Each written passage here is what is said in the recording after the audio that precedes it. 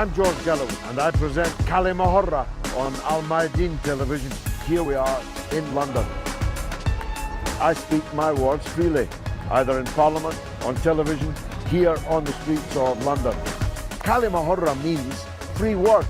That's what I speak. So كلمة is a two-way conversation. Check it out on Mayadeen television. Welcome to كلمة with me, George Galloway, on Mayadeen television. Coming to you from London, but dealing with an issue that in one way or another affects the whole world. Two of my good friends are now behind bars. It's not often that someone like me can say that, especially when those good friends have committed no crime that any reasonable person would describe as a crime. Essentially, they are whistleblowers, journalists, publishers. I refer, of course, to the most famous political prisoner in the world, Julian Assange, whose long calvary at the hands of the American and British state. Julian Assange is one of the men that I admire most in the whole world. He's a world historic figure who'll be remembered long after the people who have placed him in the maximum security jail in Belmarsh in London. A jail so horrendous that they put mass killers there, child murderers, terrorists are incarcerated there, and this gentle, mild-mannered man, a geek, you might say, who spends, or did, a lot of his life behind a computer, finding out things that the rich and powerful in the world would rather that we did not know. He took the view, as do most sensible people, that we have a right to know what our government is doing in our name, on our dollar, and using the state that they govern for apparently or purportedly our benefit. Julian Assange's case is well known. Less well known is Craig Murray.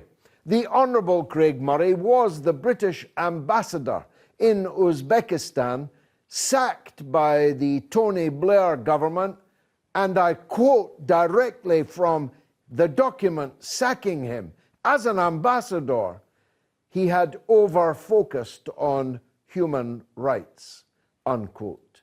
Just get your head round that when you hear British politicians perambulating the world, talking about human rights in selected countries, carefully selected countries, and utilized, deployed, militarized, instrumentalized for very specific political purposes. They didn't want Craig Murray over-focusing on human rights in Uzbekistan because they were interested in Uzbekistan for the Benjamins. The reality is, though, that Craig Murray is behind bars not just for reporting on a trial that captivated at least a part of the country, all of the country I come from, Scotland, the trial of a former leader of the Nationalist Party, political opponent of mine, but a man who was clearly set up for the fall by his former comrades.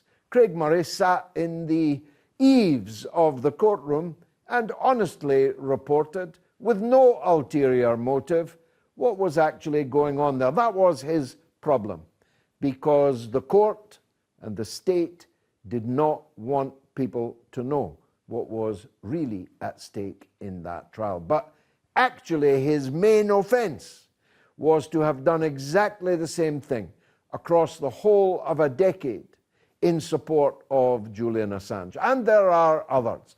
Edward Snowden told us things we had every right to know about crimes being committed by the government of the United States and the government of the United Kingdom and other governments, and has now had to flee and live a presumably cold exile at this time of the year in Russia, far from his home, his family, his loved ones. So what's it all about? Why are people in 2021 now regularly being criminalized, put behind bars, threatened with extradition to a supermax internal Guantanamo in the United States, in Julian Assange's case, for a total of 150 years. 2 entire lifetimes of a human being. Is it a sign of strength on the part of the empire, or is it a sign of weakness? As always, I'm just the enthusiastic amateur here. I'm joined by a panel of distinguished experts. Let's begin to meet them now. Simon Hill is the campaigns manager at the Peace Pledge Union, is a writer and an author. The Peace Pledge Union, by the way, is a pacifist campaigning organization working on peace building and non-violence. Simon believes in the legitimacy of activism and campaigns for revealing the truth. Simon, welcome to the show. Let's start with the question I posed at the end. Is this kind of thing happening because the empire is strong or because the empire is growing weaker? Well, I think it's a sign that the empire is growing weaker. Strength comes, a strong person, a strong institution is able to deal with criticism, is able to deal with open discussion. There is no strength that the person who cannot cope with somebody who disagrees with them in everyday life, and an institution that cannot cope with being criticised, that's not a sign of strength, that's a sign of weakness.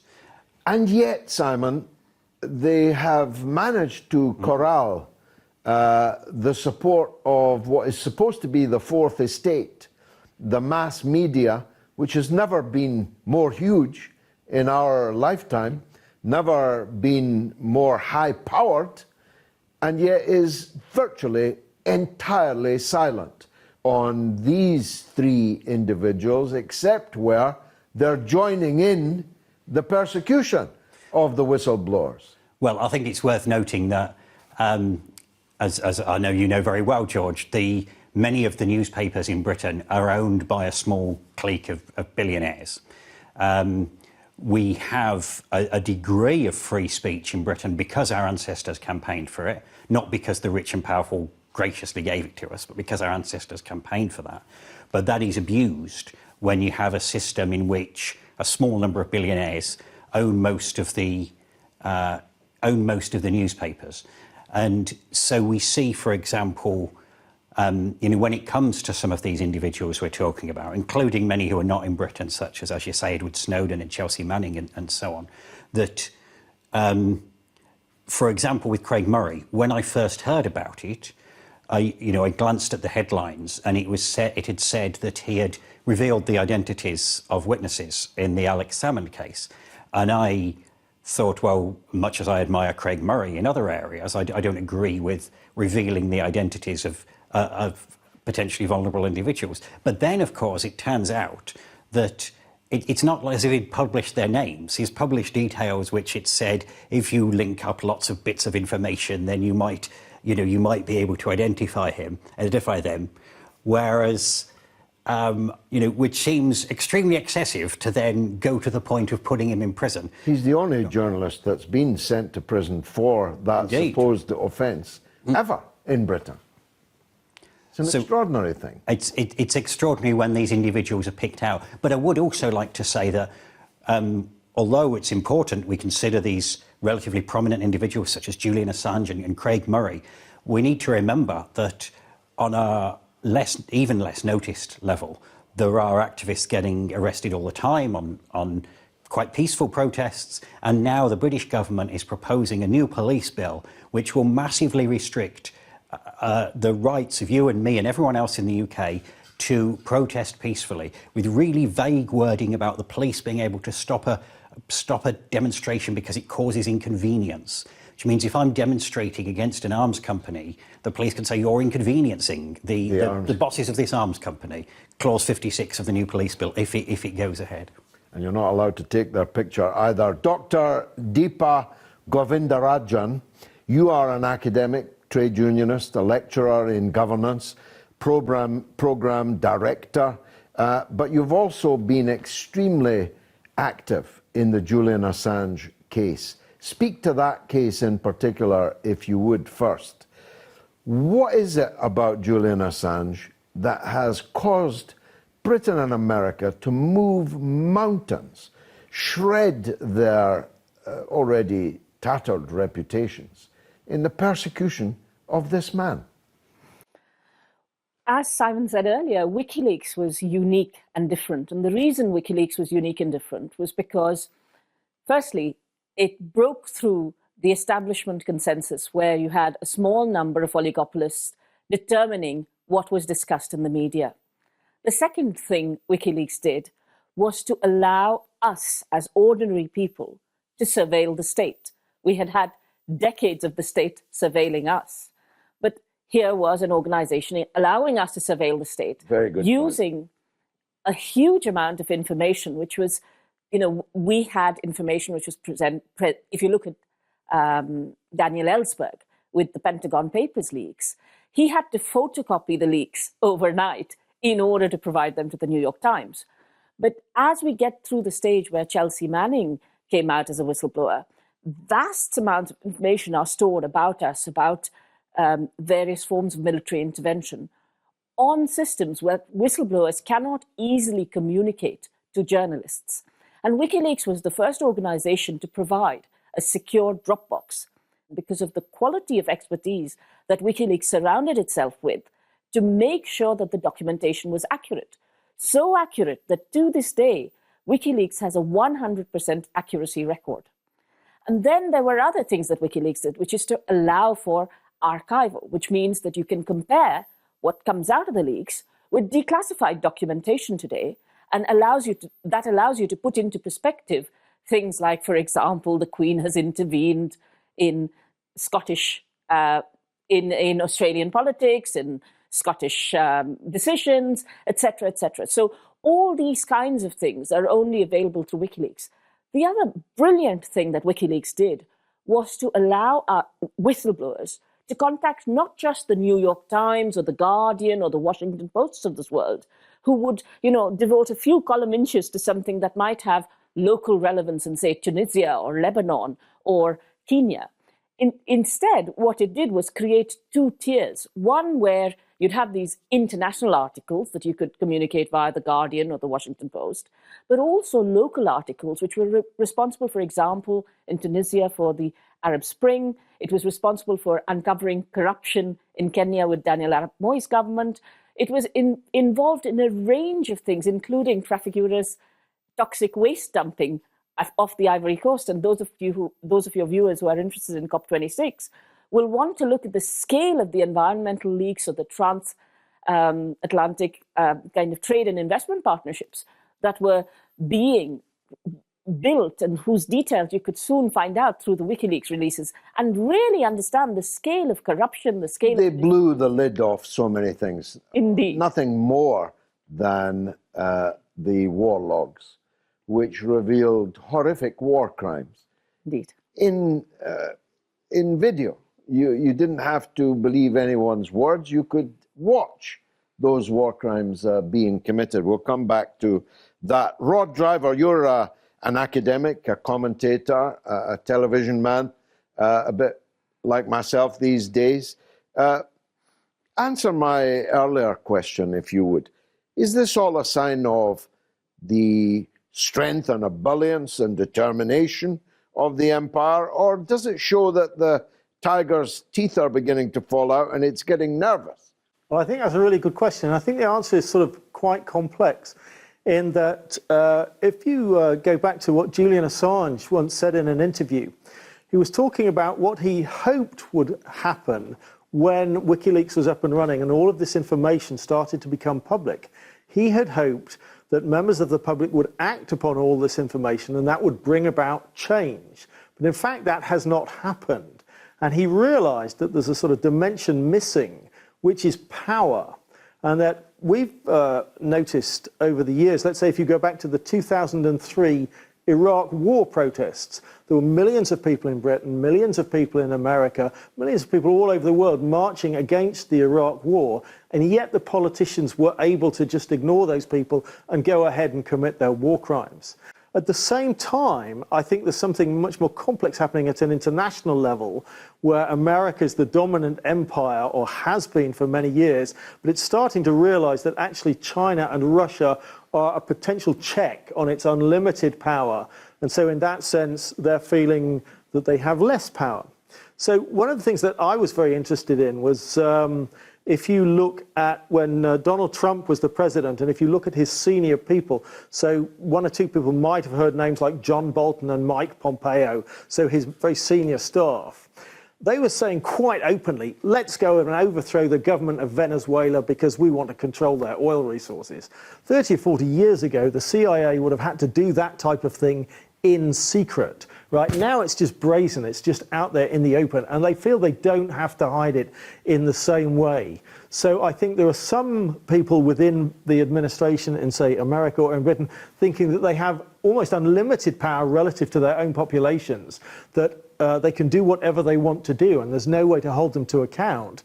But there's a sort of recognition of a check at an international level. And this is also connected, I think, with developments in Britain, say within the Labour Party, where basically Keir Starmer, the leader of the Labour Party, is essentially an establishment stooge. And his role is to make sure that the Labour Party offers no serious opposition whatsoever, and the Conservative Party and the government can do whatever they want to do. And so again, in that sense, ordinary people have no channel to oppose government policies. We know more but can influence less, is really what you're saying. Let's get an American perspective. Kevin Goztola is in Chicago. He's the managing editor of shadowproof.com, a reader-supported journalism dedicated to exposing abuses of power in business and in government. He produces and co-hosts a weekly podcast, Unauthorized Disclosure,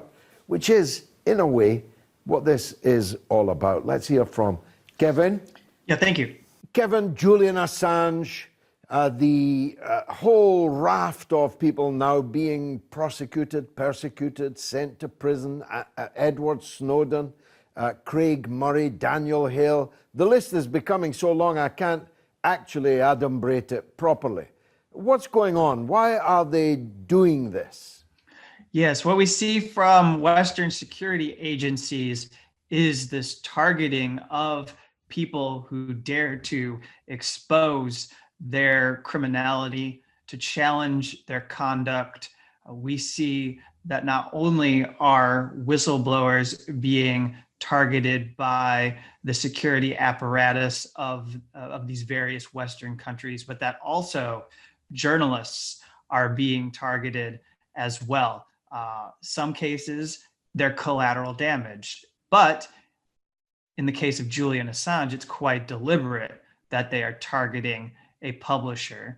They are going after him. It's now pretty much accepted in the establishment press, thanks to a Yahoo News report, that the genesis of this prosecution against Julian Assange is entirely political and a product of the CIA's desire to seek revenge against Julian Assange for his journalism, for the work that WikiLeaks was doing on materials from the CIA.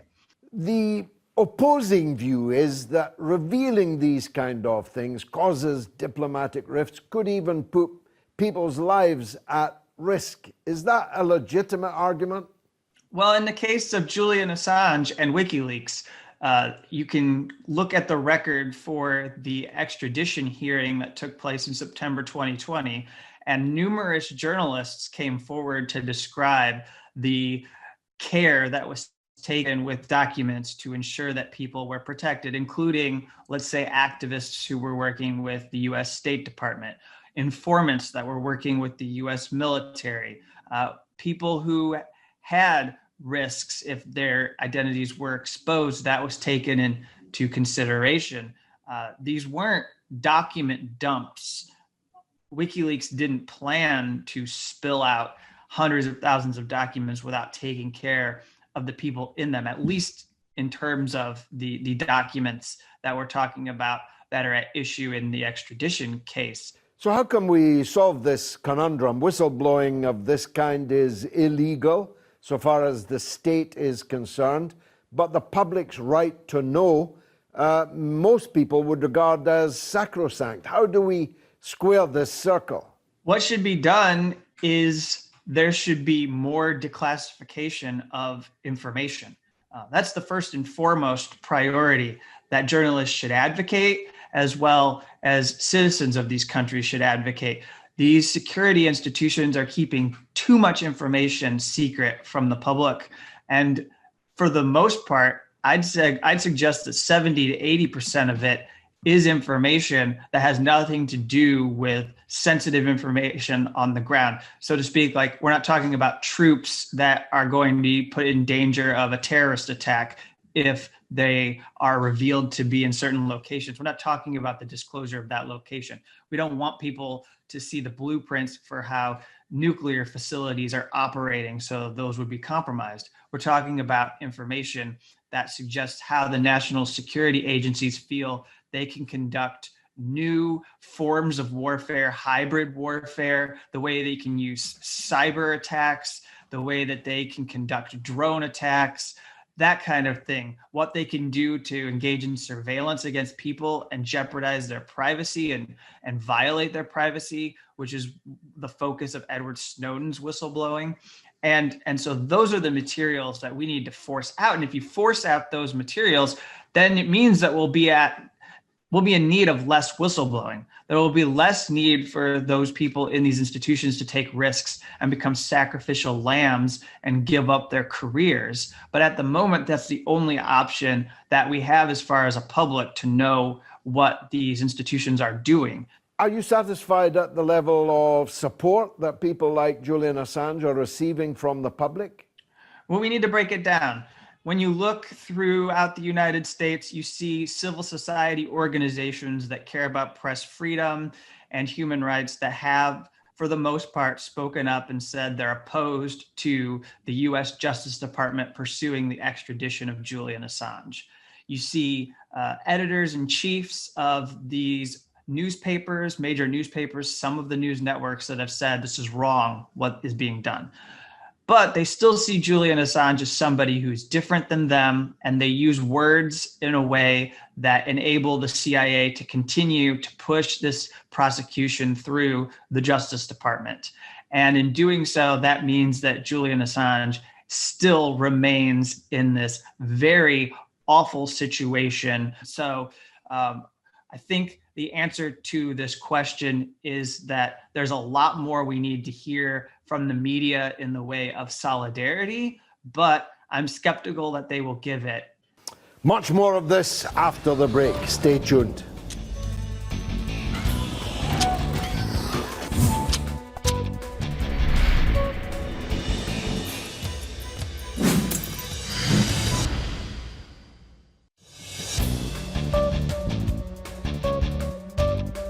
You're watching Kali with me, George Galloway, on Mayadeen television, talking about whistleblowers. And the whistles that they've blown were, of course, of importance all over the world, not least in the Middle East and throughout the Muslim world. There's an old saw in Britain: thank God you cannot bribe or twist the average British journalist. But when you see what unbribed he'll do, you realize there's no reason to. The truth is that journalists like Craig Murray and Julian Assange are very rare jewels indeed. Rod, the contribution from the astoundingly young and brilliant young American, what did you make of it? Well, I thought he made some excellent points, actually.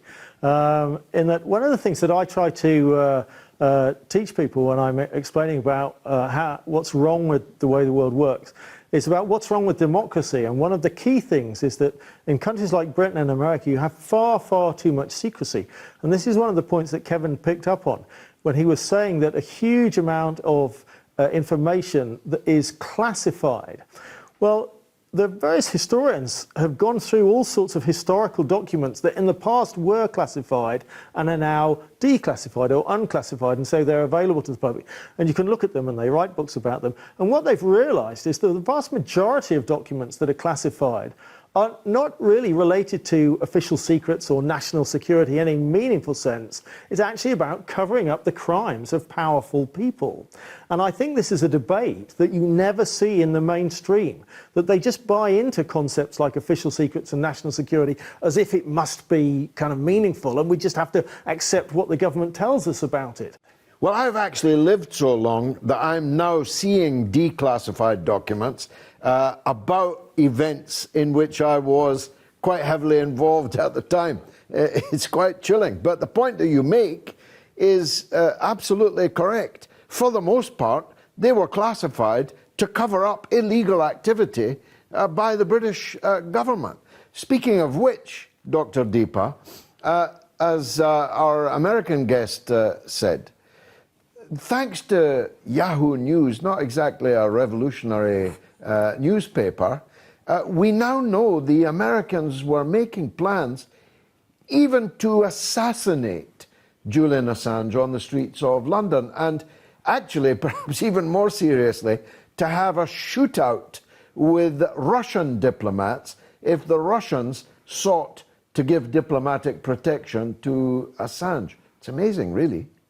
It is indeed. And for those of, I'd like to take a step back and talk about what they did with Guantanamo, which is the Americans said, anyone who's held at Guantanamo or any of the black sites, all these, you know, the 780 odd Muslim men who were held at Guantanamo for years without charge, without due process, were all illegal enemy combatants. And because they were illegal enemy combatants and they were on this site, which was outside of America, normal American legal processes did not apply. They could continue to torture them horrendously and ill-treat them horrendously, and there would be no comeback. And they tried to do the same with WikiLeaks, and that's what the Yahoo News investigation established, which is Pompeo had classified WikiLeaks as a non-state hostile intelligence agency. This meant that the intelligence organizations could go after WikiLeaks journalists in a way that was outside of congressional oversight. And part of making those plans to try and kill him in the embassy, to think about having a shootout on Knightsbridge Street with the collusion of the British intelligence, were all part of this same attempt to make what they were doing, which was completely illegal, within the law, because now the law didn't apply. So you have that in Julian's case, but you have two other things. They used an Icelandic supposed hacker, who's not actually a hacker, and they got him to testify that Julian had hacked into third country systems. And actually, this man is a convicted fraudster and paedophile. And he is the FBI. He's actually in prison now, in Iceland. He is indeed. And the FBI use him as their main witness in the case, and he is referenced in the judgment that Vanessa Beretse gave criminalizing journalism. The third thing that they did... Well, before you leave that, sure. He has now recanted the evidence that he gave against Julian Assange. So the mightiest country in the world is moving all these mountains to get the extradition of someone based on the evidence now recanted of a convicted paedophile, a convicted fraudster, and a convicted thief who's now recanted his evidence anyway. It is unbelievable. And then you have the story of Julian being surveilled in the embassy, and anybody can look this up on YouTube. You have day after day of video where the US have used a third country, a Spanish security company, to surveil not just Julian and his guests, but also privileged legal conversations and medical conversations, which mean that Julian cannot get a free trial either in Britain or in America. Quite so. In fact, they even surveyed me in the lavatory of the Ecuador embassy whilst visiting him. And Pamela Anderson, too. It is something that would kill any legal case in any jurisdiction. Indeed. That the people doing the prosecuting already know all the legal discussions of the person they're seeking to extradite. Simon, the Ellsberg was referenced earlier, and the Pentagon Papers, which were photocopied and then published in the New York Times. It was precisely the wish not to make such a prosecution that stopped the Obama administration from seeking the extradition of Julian Assange. They did not feel confident that they would be able to persuade an American jury that what the New York Times did in the Ellsberg case would somehow be illegal in the publishing by the New York Times and many others of Julian Assange's stories. It all changed when Pompeo was the head of the CIA and Donald Trump was the president. Why do you think Trump went for broke in this case?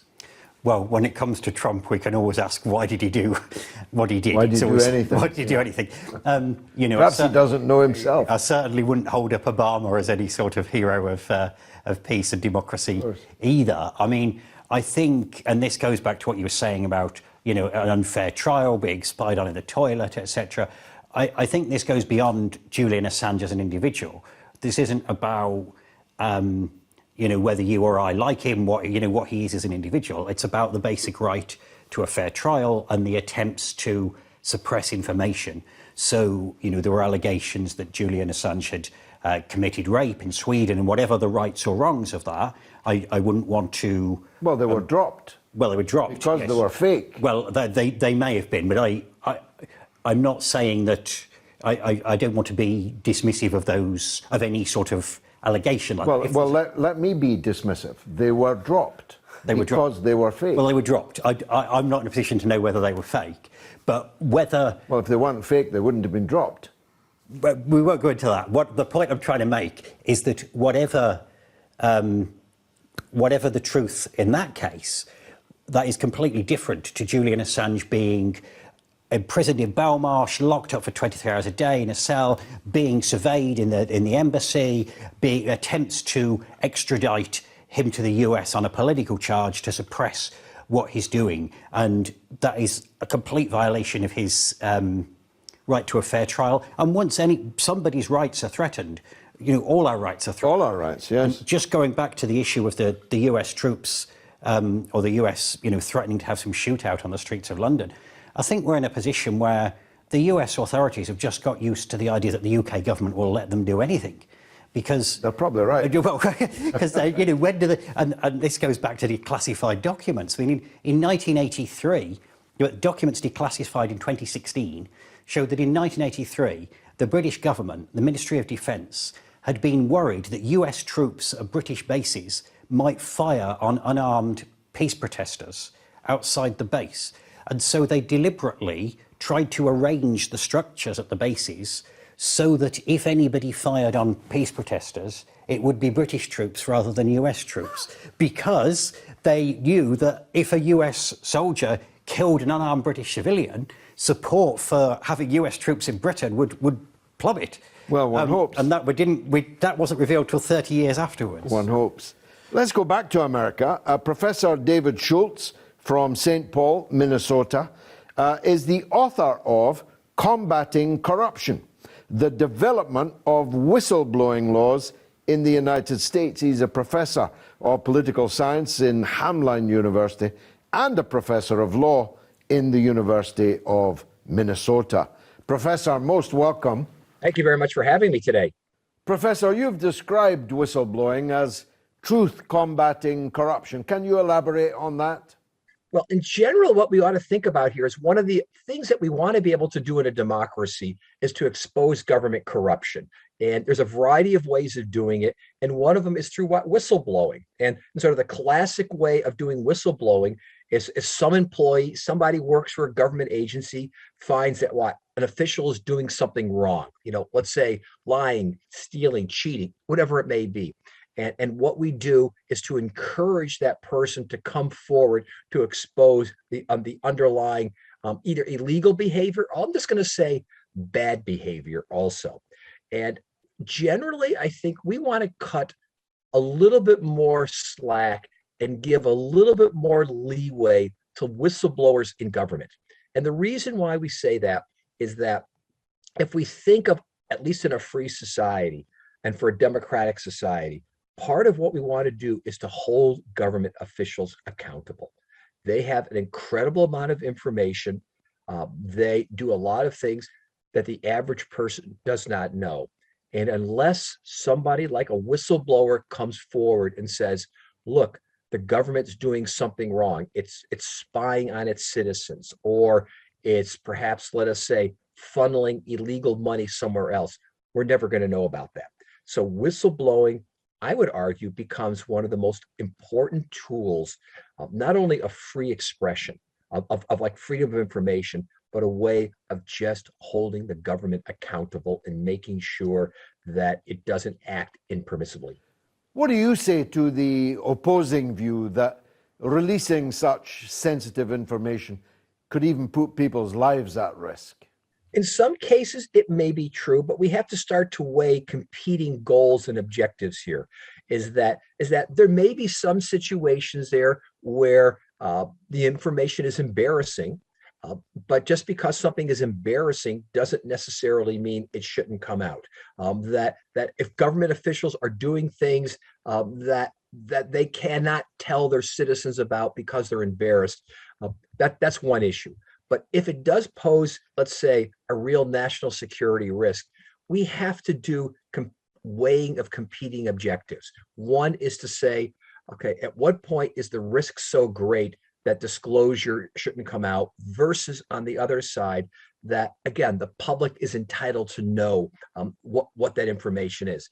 The other thing that I'm worried about, when government officials make the claim of national security, they get to make the claim themselves. They get to say, this information violates national security, it can't be released. And it becomes almost a shield, a tool that they can use.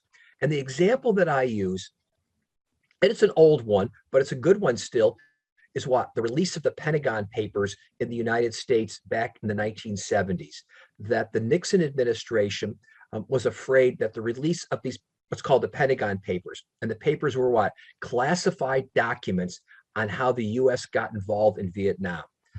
The Nixon administration was claiming that to release this would be dangerous, and it tried, and it hurt national security. It was trying to prevent the New York Times, the Washington Post from releasing it. Eventually, they lost those cases.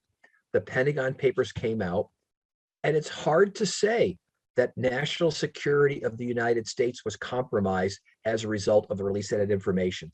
There's my classic example of where the government was using the, let's say, the false claim of security as a way of hiding accountability, of shielding embarrassing information. So I think we have to read any national security claims very, very narrowly, and again, do that trade-off and ask, at what point should the public still have a right to know? At what point is releasing this information critical nonetheless in terms of, let us say, holding government officials accountable? Professor, here's the big question. Whose decision is it to make what information should be revealed to the public? That is a tough question here. And generally, I think the presumption ought to be that what? All information is public, especially if we're talking about, let us say, not just domestic affairs, but international affairs. There's a principle of international law that, for example, all treaties are supposed to be public, and that in many ways we could argue that almost all diplomatic issues should eventually be made public, with, again, the presumption being that the public has a right to know this information. If push comes to shove, if there's a challenge in terms of whether this stuff can or should be released, oftentimes, perhaps the only way to do it is it has to be fought out in the courts at that point, that ultimately a judge should decide if that information should be released. Professor Julian Assange is in prison. He might be forever in prison. Edward Snowden is in exile. He might be forever in exile. There are many, many others that are now being prosecuted. Is this the future, do you think? Is the security state closing in on whistleblowing? It appears to be. And what's interesting here and sad is that I picked the Pentagon Papers as my point because there seemed to have been a high point in the 1970s, maybe early 80s, where the emphasis upon disclosure, upon the protection of whistleblowers seemed to be growing. And what we're seeing in the West right now is even democratic societies becoming less supportive of the basic principles of open government and transparency, and are more and more so invoking the fear of national security. Fear that if, for example, we were to disclose something, it might what? Encourage terrorists, or it might put us at a greater terrorist risk. In some ways, the attacks of 9/11 in the United States, the attacks that were in the UK, Spain, and around the world, I think scared a lot of democracies into retreating back from these basic principles of disclosure and of now targeting the whistleblowers and shifting the dialogue away from what the government was doing to now saying, look at what this whistleblower did, threatened national security. In fact, I would argue that some of the information coming out from Assange, from Snowden and so forth, were pointing to what? That perhaps government actions themselves were threatening, let us say, the democratic structure or the national security of the country, from the fact that these were countries and actions that were what? Violating democratic principles. Rod, isn't the key point the one that Dr. Deepa made earlier, that WikiLeaks and anything that came after it, nothing yet, but there will be, democratized this whole process? Now, you didn't have to persuade the New York Times to publish something. You didn't even have to persuade a judge to let them do so. You effectively made your editorial judgments and, as you said, peerlessly perfect, 100% accuracy in the case of WikiLeaks, and absolutely no case being made, even by the US government, that anybody's life was lost as a result of these disclosures. It was the fact that you could now go around the craven media that I've spoken about earlier, around parliaments and politicians, and go straight to the people with all this information. That was the big innovation of WikiLeaks, wasn't it? I think that's true. I think this was something that was highlighted at the time when all of the Iraq and the Afghan war logs came out, hundreds of thousands of documents showing in immense detail the war crimes by the American government day after day after day in countries where they were occupying. And as Julian Assange himself said, this was a sort of detailed catalogue of war, the likes of which the world had never seen before. And here it was available to the general public, and we could all see in complete detail exactly what was really going on. And in fact, I've come across a number of writers who've said actually what he was doing was making everything so transparent that he became a threat to war itself. And this is why the American government have pursued him so aggressively, that they absolutely want to set an example to say to every other journalist in the world, we want the right to carry on with our war crimes without scrutiny, without oversight, without anybody having the ability to stop us. And Julian was showing that actually you might be able to do that. You might be able to stop the Americans and the British committing war crimes by making this information public. And if he was allowed to get away with it, lots and lots of other journalists and whistleblowers would follow suit and say they have stamped down on him as hard as they can. And so they have prosecuted him. I'll change the word there. They have persecuted him for over 11 years now. And there's no sign that that is going to end in the future. although the paradox is we already knew all these things that Julian released, but it didn't stop the war in Libya, it didn't stop the war in Syria, the war against Yemen, and so on. So the criminals are carrying on with their crimes whilst making it a crime to tell people about. Dr. Deepa, are they going to get Julian Assange? Well, the lower court judgment, surprisingly, was in Julian's favour. Although it criminalised journalism, pretty much by accepting every single proposition that the US made, the judge ruled that because of the oppressive prison conditions, and for those who don't know, that Julian will be placed in an 8 by 12 concrete cell. He will be alone 23 hours a day, fed through a hatch. He will be allowed to speak to his family for 15 minutes once a month. And he may not even be allowed to speak to his lawyers without the FBI surveilling him. So what he faces in the United States with 175 years in a supermax is absolutely horrendous, even at the lowest end of the security classification that they might put him under. So there's that, and there's the severe mental and physical distress that he's encountered both within the embassy and at Belmarsh prison, where he's now in a situation where, he's got serious osteoporosis, he's got a chronic lung condition since 2012, he's had a broken tooth, and anybody who's had a toothache will know how hard it is, where he had to have a root canal, but the British wouldn't allow him out of the embassy. So they are trying their best, but I'm despite all of this, on the first day of the trial, I thought, oh, well, maybe the judges have their mind made up. But as we heard the evidence on the second day of the US appeal, it felt to me like the balance had changed. And the balance has changed even politically with more. I know the mainstream media aren't doing as much as they should do, but the mainstream media are talking about the Assange case. They're not necessarily acknowledging the leaks that WikiLeaks made. All the major human rights organizations, the part of the controlled opposition. Finally, yes. Yes. So Amnesty, Human Rights Watch, Reporters Without Borders have all come out. The NUJ has come out in defense of Assange. That's the journalists' union. That's the journalists' union, I beg your pardon. And so I think the balance is changing, and I think people are beginning to see through. Simon, you're a peace man, an anti-war man, Peace Pledge Union, white poppies, as opposed to the red ones.